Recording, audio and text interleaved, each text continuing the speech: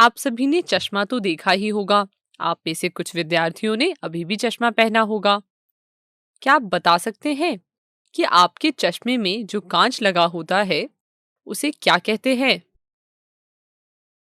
चश्मे में जो कांच लगा होता है उसे हम गोलीय लेंस कहते हैं और अंग्रेजी में से स्फेरिकल लेंस कहते हैं।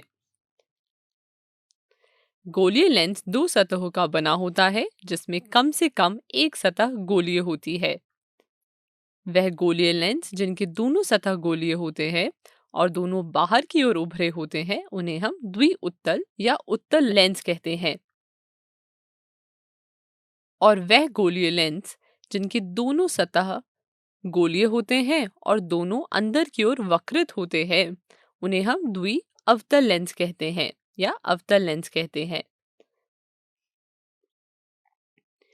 उत्तल लेंस बीच से मोटा होता है और किनारों पर पतला होता है और अवतल लेंस किनारों से मोटा होता है और बीच से पतला होता है। अवतल लेंस और उत्तल लेंस का हर एक गोलीय सतह एक गोले का भाग होता है, जैसे कि आप चित्र में देख सकते हैं। चूंकि गोलीय लेंसों को दोनों सतह गोले के हिस्से होते हैं, इसलिए इनके दो वक्रता केंद्र होते हैं, जिसे हम C1 और C2 से दर्शाते हैं। एक काल्पनिक सीधी रेखा जो दोनों वक्रता केंद्रों से गुजरती है, उसे हम मुख्य अक्ष कहते हैं। लेंस के इस मध्य बिंदु को हम लेंस का प्रकाशिक केंद्र कहते हैं, जिसे हम O से दर्शाते हैं। गोलीय लेंस की वृत्ताकार रूपरेखा का प्रभावी व्यास को हम लेंस का द्वारक कहते हैं।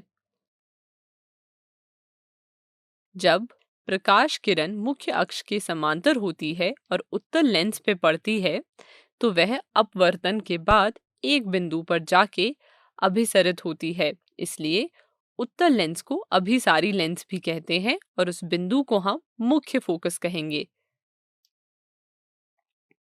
और जब प्रकाश किरण मुख्य अक्ष के समांतर होती है और अवतल लेंस पे पड़ती है, तो यह अपवर्तन के बाद एक बिंदु से अपसारित होती हुई प्रतीत होती है।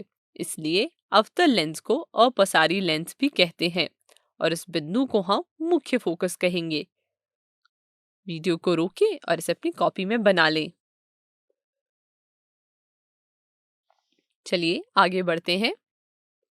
गोलीय लेंस के दो फोकस होते हैं, जिसे हम F1 और F2 से दर्शाते हैं। प्रकाशिक केंद्र और मुख्य फोकस के बीच की दूरी को फोकस दूरी कहते हैं। इसे भी अपनी कॉपी में बना लें।